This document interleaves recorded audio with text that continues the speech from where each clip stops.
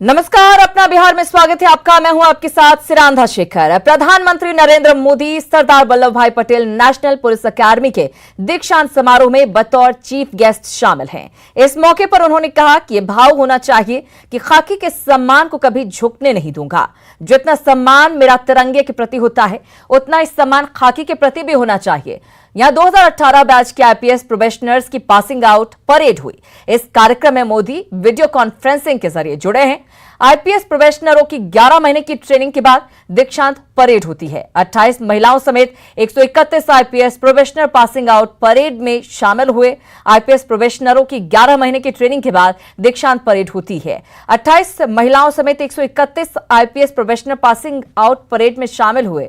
इसमें बिहार की रहने वाली तनुश्री ने पीएम मोदी के साथ अपने अनुभवों को शेयर किया।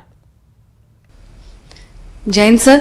जय हिंद सर, मेरा नाम तनुश्री है और मुझे जम्मू एवं कश्मीर का ऑर्डर एलोकेट हुआ है। मेरी district practical training sir Srinagar में हुई थी। इंटेलिजेंस और फोर्सेस का यूज करते हुए पुलिस कैसे आतंकवादी गतिविधियों से लड़कर देश की सुरक्षा में कार्य कर रही है, इस बात का प्रत्यक्ष प्रमाण मुझे मिला देखने को। वहां पे सर काउंटर टेररिस्ट ऑपरेशन में भी पार्ट लेने का मौका मिला मुझे। सिक्योरिटी फोर्सेस सर एक जुनैद सहराई नामक आतंकवादी को काफी लंबे समय से पकड़ने का प्रयास कर रही थी। जुनैद हिजबुल मुजाहिदीन में कमांडर था और वैली में रिक्रूटमेंट का कार्यभार संभालता था। सर 18 मई को जम्मू कश्मीर पुलिस के स्पेशल ऑपरेशन ग्रुप को यह खबर मिली कि वो अपने एक आतंकी साथी के साथ किसी समर्थक के घर पे था। तो तुरंत ही पुलिस, एसओजी और सीआरपीएफ की एक टीम ने योजना बनाकर घर को घेरा और आतंकियों को पकड़ने की कोशिश की। जैसे ही सर हम घर के अंदर गए, आतंकियों ने हमारे ऊपर फायरिंग शुरू की, जिसमें हमारा एक जवान भी घायल हो गया। सर पर्सनली मेरे लिए काफ़ी भयभीत करने वाला क्षण था, बट जैसा कि हमारे जवान और टीम ने साहस दिखाया, ना कि सिर्फ घायल जवान को सुरक्षित स्थान पे पहुंचाया, बल्कि ऑपरेशन को तब तक चालू रखा जब तक हमने दोनों टेररिस्ट को न्यूट्रलाइज नहीं किया। सर चूंकि यह घर शहरी जगह पे स्थित था, इसीलिए पुलिस को काफी और कठिनाइयों का भी सामना करना पड़ा, जैसे आमजन की रक्षा और कोई लॉ एंड ऑर्डर की सिचुएशन और ना डेवलप हो सके, इसका भी ख्याल रखना। सर मुझे पहली बार मानवीय चेहरा का भी देखने को मिला मौका पुलिस का, क्योंकि जहां पे एक टीम ऑपरेशन देख रही थी, वहीं दूसरी टीम सर निर्दोष व्यक्तियों को, जिसमें महिलाएं, बच्चे और वृद्ध शामिल थे, उनको सुरक्षित स्थान पे ले जा रही थी, और एक दूसरी टीम पत्थरबाजों से भी निपट रही थी। सर मेरे लिए यह पुनः पुष्टि हुई थी कि देश की आंतरिक सुरक्षा और निर्दोष व्यक्ति की सुरक्षा में अगर एक पुलिसकर्मी को अपनी जान की भी बाजी लगानी पड़े, तो यह हमारे लिए प्राथमिकता होती है। तनुश्री, आप मूल कहाँ से हैं?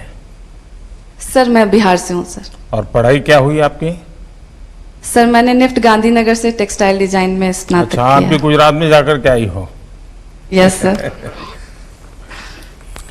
तो ये टेक्सटाइल और टेरर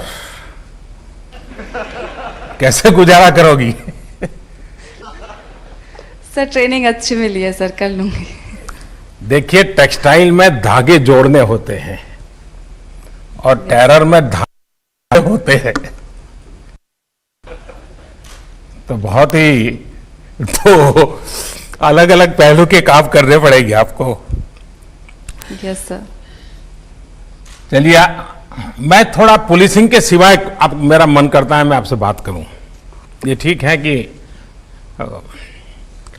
जो हम रोज अखबार में पढ़ते हैं, लगातार टेरर की घटनाएं, वही मेन न्यूज होते हैं। इसके सिवाय भी इस पूरे क्षेत्र की विशेषता है, चाहे जम्मू हो, लद्दाख हो, वैली हो, करगिल हो। और मेरा सौभाग्य रहा है कि मुझे काफी समय वहां काम करने का मौका मिला है किसी समय। सचमुच में बहुत ही अच्छे लोग हैं, बहुत ही प्यारे लोग हैं।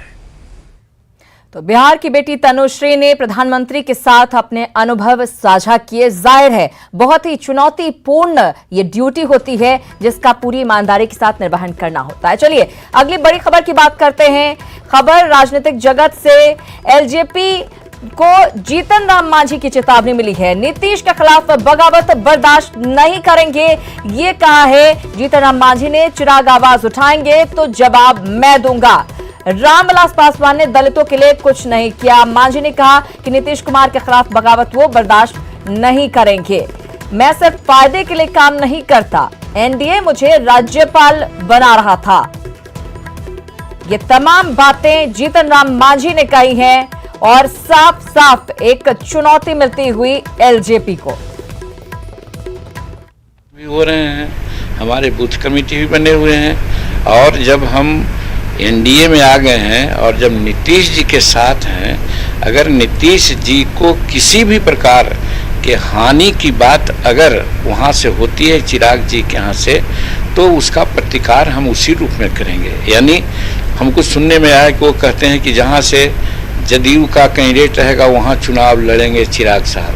हम भी कहते हैं कि जहाँ एलजेपी का कैंडिडेट होगा वहाँ हमारा हिंदुस्तानी अवाम मोर्चा से लड़ेगा चुनाव।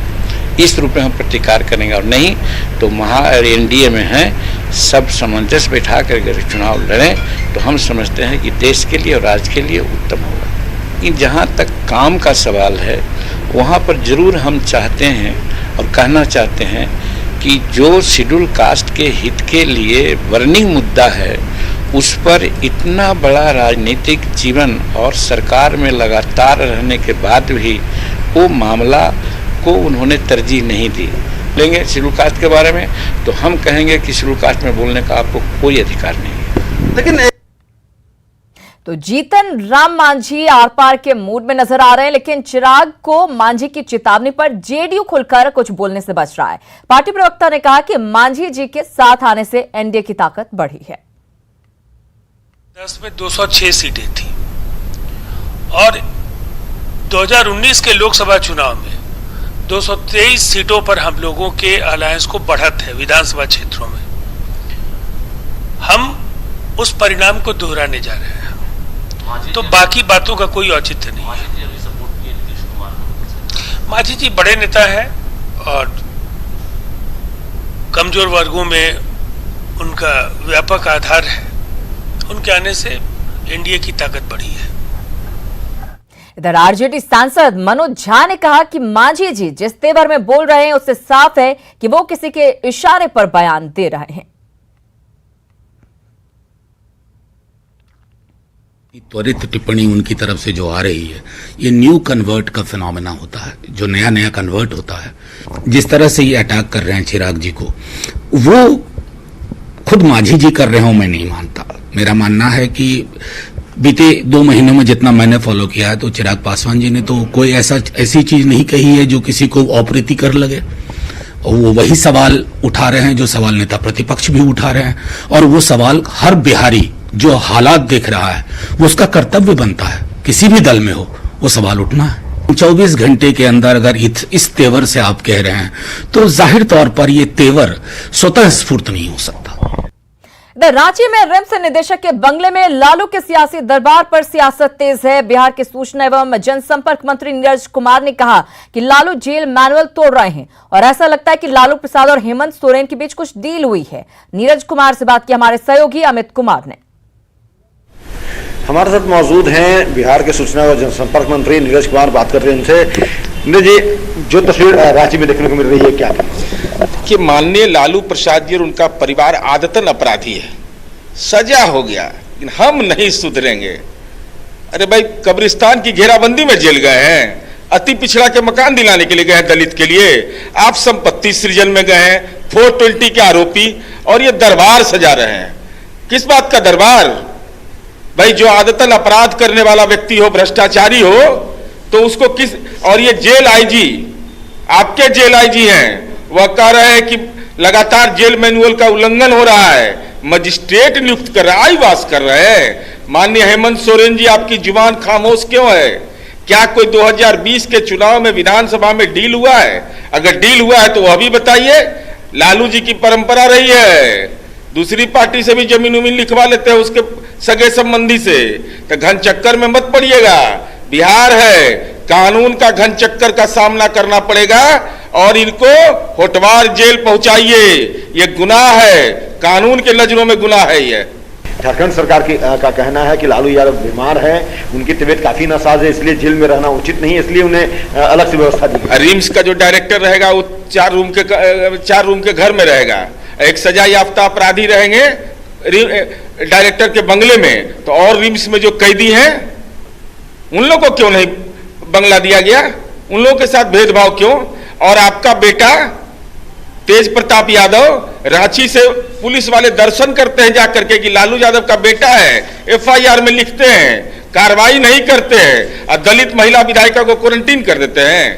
अब वहां पर न्यूज 18 ने तो विजुअल चला दिया कि भाई लोग गए थे मिलने के लिए, तो क्यों नहीं कार्रवाई किया? और अगर ये मीडिया में ये विजुअल चला तो क्या आपको कार्रवाई करने का अधिकार नहीं था? आपने एफआईआर क्यों नहीं किया?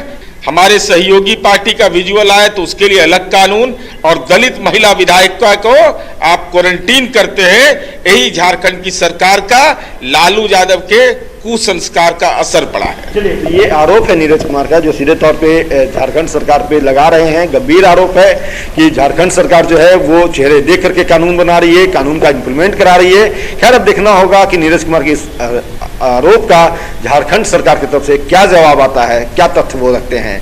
कैमरा पर्सन नीलमणि के साथ अमित कुमार, न्यूज 18 पटना। तो जेडीयू लालू प्रसाद पर हमलावर है। वहीं बीजेपी ने कहा कि झारखंड की हेमंत सरकार अपना चेहरा बचाने के लिए अधिकारियों को आगे कर रही है। पार्टी प्रवक्ता निखिल आनंद ने कहा कि झारखंड सरकार की लगाम लालू जी के हाथ में है और उन्हीं के निर्देश पर हेमंत सोरेन चल रहे हैं। लालू जी को स्पेशल प्रिविलेज देने के मामले में झारखंड की हेमंत सोरेन सरकार की भद बुरी तरह पिट चुकी है। अब सरकार ने अधिकारियों को आगे करके आईवॉश करने की कोशिश की है। अब जेल आईजी पत्र लिख रहे हैं रांची के कमिश्नर को, लेकिन यह बात भी सत्य है कि रिम्स डायरेक्टर का आवासीय परिसर इन दिनों झारखंड सरकार में ठेका पट्टा बांटने का, विभिन्न तरह के दलाली ठेकेदारी का एक अड्डा बन चुका है। और यही नहीं, पूरे बिहार से नेता और कार्यकर्ता वहां जुट रहे हैं और टिकटों की बोली लग रही है। तो अब इसको लेकर सियासत पूरी तरह से गरमाई हुई है। आरजेडी पर, लालू प्रसाद पर बीजेपी और जेडीयू पूरी तरह से हमलावर नजर आ रही है। चलिए कुछ और खबरों की बात करते हैं। नालंदा की खबर, जहां सरमेरा में बस पलट गई है। बड़ी खबर आपको दे रहे हैं, सरमेरा में बस पलटी है, एक शख्स की मौत हो गई है, 40 से ज्यादा लोग जख्मी बताए जा रहे हैं। एक शख्स की मौत हुई, 40 से ज्यादा जख्मी। नालंदा से शेखपुरा ये बस जा रही थी, तभी यह हादसे का शिकार हुई है। तस्वीरें भी आपको दिखा रहे हैं, आप देख सकते हैं बस किस तरह से हादसे का शिकार हुई है। नालंदा के सरमेरा के पास दरअसल ये बस पलट गई है, एक शख्स की मौत की खबर है। वहीं 40 से ज्यादा लोग जो बस में सवार थे वो जख्मी हो गए हैं। नालंदा से शेखपुरा जब ये बस जा रही थी तभी ये बस हादसे की शिकार हो गई। आप देख सकते हैं बस पूरी तरह से उलट गई है और 40 के करीब यात्रियों को चोटें आई हैं। मौके की एक तस्वीर, हादसे की तस्वीर हम आपको दिखा रहे हैं। अब मौके पर राहत और बचाव का काम चल रहा है, वहां पर घायलों को अस्पताल पहुंचाने की कोशिश की जा रही है। आप देखिए यहाँ पर ये छोटा सा गड्ढा लग रहा है सड़क किनारे, जहां पर ये बस पलटी है और वहां से अब घायलों को अस्पताल पहुंचाया जा रहा है। बस से सभी लोगों को निकाला जा रहा है जितने लोग सवार थे। एक शख्स की हालांकि इसमें बताया जा रहा है मौत हो गई है। खबर मुजफ्फरपुर से, जहां डकैती के दौरान एक किशोरी को अगवा करने का मामला सामने आया है। ये घटना दीघरा गांव की है।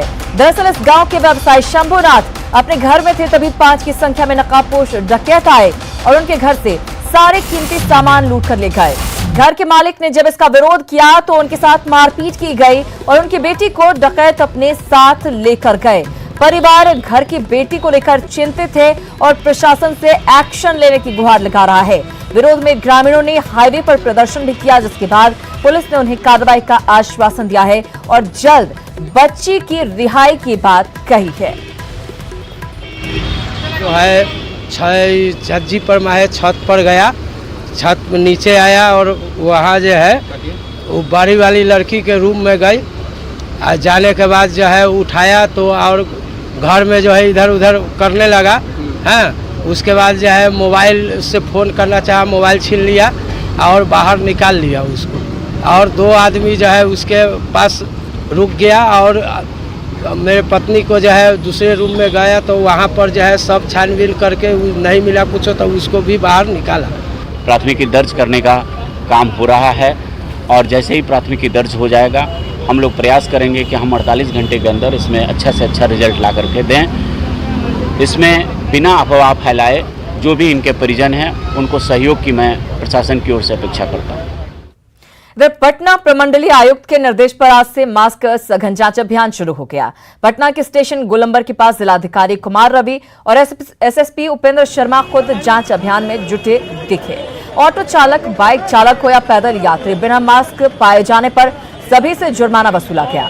डीएम और एसएसपी की माने तो पहले की तुलना में लोगों में जागरूकता आई है, लेकिन कोरोना को लेकर और सतर्क होना होगा। स्टेशन गोलंबर के पास जायजा लिया न्यूज 18 संवाददाता रजनीश कुमार ने। पटना में आज से सघन मास्क जांच अभियान शुरू हुआ है और जिलाधिकारी कुमार रवि के साथ साथ एसएसपी उपेंद्र शर्मा ने खुद मोर्चा संभाल लिया है।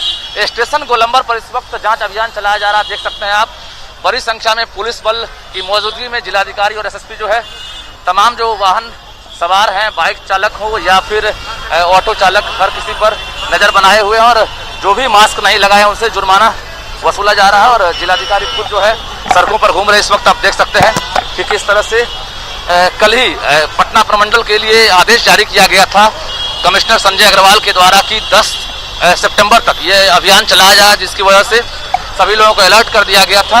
कोरोना को देखते हुए फैसला लिया गया और देख सकते हैं कि एसएसपी खुद जो है ऑटो के पास जाकर लोगों से आगाह कर रहे हैं, साथ ही बिना मास्क वाले को जुर्माना वसूल रहे हैं। तो एक बड़ी पहल है पटना जिला प्रशासन की ओर से। हम जिलाधिकारी कुमार रवि से बात करते हैं कि सर मालूम है क्या कहेंगे सर, जो अभियान चलाया जा रहा है यहाँ जो भी यहाँ गतिविधियों के लिए अनुमति दी गई है, खास करके जो गाड़ियाँ चल रही हैं, बसें चल रही हैं, बहुत सारी दुकानें खुली हुई हैं, तो इनको अनुमति इस शर्त पे दी गई है कि सोशल डिस्टेंसिंग का पालन करेंगे और साथ ही मास्क पहन कर रहेंगे। तो कई जगहों पर लोगों को जानकारी है, इसके बावजूद उसका वायलेशन कर रहे हैं, तो उन पर फाइन लगाया जा रहा है। और अगर गाड़ियों में ऐसे वायलेशन पाए जा रहे हैं तो उसको जब्त भी किया जाएगा। और साथ में दुकानें भी जो ऐसे बिना सोशल डिस्टेंसिंग के वहाँ खरीदारी बिक्री करते हैं और ग्राहकों का अलाउ करते हैं, वहाँ उनको बंद भी कराया जाएगा। जुर्माने की राशि क्या 50 रुपया? इसमें जुर्माने की राशि 50 रुपये की है। बिल्कुल, जिलाधिकारी थे एसएसपी उपेंद्र शर्मा भी खुद यहाँ पर मौजूद हैं और मोर्चा संभाले हुए हैं। क्या कहेंगे सर, जागरूकता के मोर्चे में लगता है? देखिए, कोई भी नियम बनता है तो पब्लिक के सहयोग के बिना उसको सकारात्मक रूप से पूरा अनुपालन करा पाना बहुत मुश्किल होता है। पब्लिक में बहुत जागरूकता आई है, लेकिन पब्लिक अभी इस चीज़ को नहीं समझ रही कि मास्क पहनना ही एक इलाज नहीं है, सोशल डिस्टेंसिंग का पालन करना भी ज़रूरी है। तो हम लोग अभी जब रोड पे उतरे हैं तो ये बेसिकली सेंसिटाइज करने के लिए उतरे हैं कि मास्क पहनना अनिवार्य है। फाइन लेना हमारा ऑप्शन, ये प्रायोरिटी नहीं है कि हम फाइन लेना चाहते हैं। वो एक माध्यम है कि पब्लिक को लगे कि अगर हम नहीं करेंगे तो हमको दंडात्मक कार्रवाई होगी। जो पब्लिक ट्रांसपोर्ट है इसमें भी हम लोग देख रहे हैं कि ज़रूरत से ज़्यादा लोग बैठ रहे हैं, जिसकी वजह से सोशल डिस्टेंसिंग में वायलेशन हो रहा है। उसके लिए अभी रखा गया है जांच अभियान का जो डेट है, उसको क्या एक्सटेंड करेंगे फिर आप? नहीं, ये तो हम लोगों को ऊपर से आदेश आया है, हायर लेवल से आदेश। अभी 10 दिनों का है अभियान, उसको हम लगा के लगातार चलाएंगे। पटना में चूँकि आबादी का घनत्व है, इसके लिए बहुत ज़रूरी भी है कि अभियान की वजह से लोगों को और जागरूकता आए और लोग इसका अनुपालन अच्छे से करें। बिल्कुल, एसएसपी उपेंद्र शर्मा बता रहे थे अभी कि लोगों में जागरूकता की ज़रूरत है और जिसको लेकर यह अभियान चलाया जा रहा है। हालांकि जुर्माने की राशि लगातार वसूली जा रही है। जो दुकान है या फिर जो प्रतिष्ठान है, तमाम जगहों पर यह अभियान चलाया जाएगा। आज से 10 सितंबर तक देख सकते हैं हम कि अधिकारी जो है हाथों में रसीद लेकर फाइन वसूल रहे हैं और सड़कों पर एक तरह से गतिविधि तेज हो गई है पुलिस प्रशासन के द्वारा। और लगातार ये 10 तारीख तक यही दृश्य सड़कों पर देखने को मिलेगी। खुद आला अधिकारी सड़कों पर उतर गए हैं। ऐसे में अब जागरूकता की जरूरत है ताकि जो कोरोना को लेकर जो दहशत है, जो भय है, उसमें कमी आ सके और कोरोना खत्म हो सके। कैमरामैन मनीष उनिया के साथ रजनीश कुमार, न्यूज 18 पटना।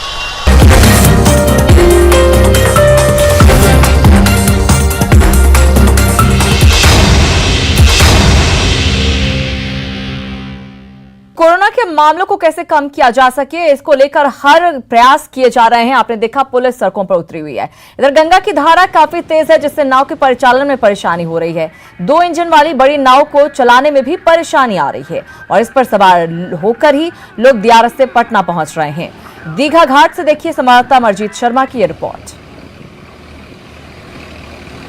गंगा की धार की रफ्तार काफ़ी तेज है। यही कारण है कि नाव को भी ऊपर चढ़ने में दिक्कतों का सामना करना पड़ता है। काफ़ी बड़ी नाव है, आप देख सकते हैं कि हमारे पीछे ये नाव है और काफ़ी बड़ी नाव है, 2 इंजन की नाव है। उसके बावजूद जो है धार इतनी तेज है, गंगा की जो धार है उसकी रफ्तार इतनी तेज है कि नाव को ऊपर चढ़ने नहीं दे रही है। और साथ ही जो है जबकि जो है पुरवैया हवा बह रही है, उसके बावजूद जो है ये नाव नहीं चढ़ पा रही है और धार काफ़ी तेज है। और यही स्थिति हर एक नाव को यहाँ ऊपर चढ़ने में होता है। जब ये नाव ऊपर की ओर जाती है तो काफ़ी मुश्किलों का सामना करना पड़ता है और ये मुश्किल रोज़ का होता है और काफ़ी मुश्किल भरा ये सफ़र होता है नाव का। देख रहे हैं काफ़ी बड़ी नाव है और इस नाव को भी धार में ऊपर चढ़ने में काफ़ी मुश्किल हो रही है। गंगा का जलस्तर लगातार बढ़ रहा है, इसी वजह से उसकी धार भी काफ़ी तेज है। जो धार तेज होता है तो बहुत स्थिति खराब हो जाता है। मोहल्ला के आदमी से लेके जानवर तक बहुत परेशानी में हो जाते हैं। धारा इतनी तेज है कि लोगों को मुश्किल हो रहा है। आप देख सकते हैं कि यहाँ पर जो धार है गंगा की वो काफ़ी तेज है। जो ये टकरा रही है, ये जो पिलर है उसमें से टकरा रही है, उससे ये अंदाज़ा लगाया जा सकता है कि किस तरह से जो है धार की रफ्तार है और यहाँ नाव उसको चीरते हुए ऊपर की ओर बढ़ती है। काफ़ी मुश्किल होता है और इसमें इंजन भी मजबूत होती है, उसके बावजूद जो है दिक्कत होता है और ये दिक्कत रोज़ होता है। दानापुर से न्यूज़ 18 के लिए अमरजीत शर्मा। खगड़िया में भी गंगा खतरे के निशान से ऊपर बह रही है। सबसे ज्यादा परेशान सदर प्रखंड के लोग हैं, जहां नाव ही आने जाने का जरिया है। प्रशासन की तरफ से नाव मुहैया नहीं कराई गई है, जिससे लोगों की परेशानी बढ़ गई है। खगड़िया में अभी भी गंगा खतरे के निशान से ऊपर बढ़ रही है, जिसके कारण बाढ़ पीड़ितों की परेशानी कम होती नजर नहीं आ रही है। ये हम दिखाना चाह रहे हैं। अभी जो रहीमपुर ये गांव है, यहाँ से मथाड़ दियरा हो, एकनिया दियरा हो सहित जो कई 5 पंचायत के लोगों को आवागमन का एक साधन नाव ही बचा हुआ है। यहाँ पर आप देख सकते हैं कि लोग जो मथाड़ जो दियरा है, जो 5 पंचायत के लोग है, खगड़िया उनका मुख्य बाजार होता है और वहाँ से लोग सामान खरीदने के लिए और घर का जो उपयोगी सामान होता है उसको खरीदने के बाद ये नाव से फिर वापस लौटते हैं अपने गांव। आवागमन का कोई इनके पास में कोई साधन नहीं है। जो छोटी नाव है उसके सहारे ये अपने गांव तक पहुंचते हैं। उनको काफी डर भी लगता है। कुछ लोग हैं हमारे साथ, उनसे हम बात करते हैं। कार उठल जाइ छियै, केना जाइ छियै? अल्लाह से जाइ छियै, अल्लाह से आबै छियै। डर लागै छै? डर नहीं लगे छै तब ला डूब जाइ छै तो डर नहीं लगे छै। कहाँ से सरकारी लाभ मिलल? हमे 10 रुपया दे के जाइ छियै, 10 रुपया दे के आबै छी। मथार है, सोनबरसा है, बरखंडी टोला है, जंगली टोल है। सब लोग किसी नावे से जाती है? हाँ, सब लोग नावे से जाते हैं। फिर वहाँ की तबीयत खराब होता है, बीमार होते तो वही से दिक्कत से गांव का डॉक्टर से दिखाते हैं, बस यही, और कोई सुविधा नहीं। सरकारी नाव चला रहे हैं? सरकार का नाव यहाँ है ये न है। परवाना के लिए ये लोग आवेदन दिए हुए हैं, लेकिन अभी तक सरकारी नाव नहीं आया है। क्या महीना से बाढ़ है यहाँ पर? करीब 1.5-2 महीना हो गया है।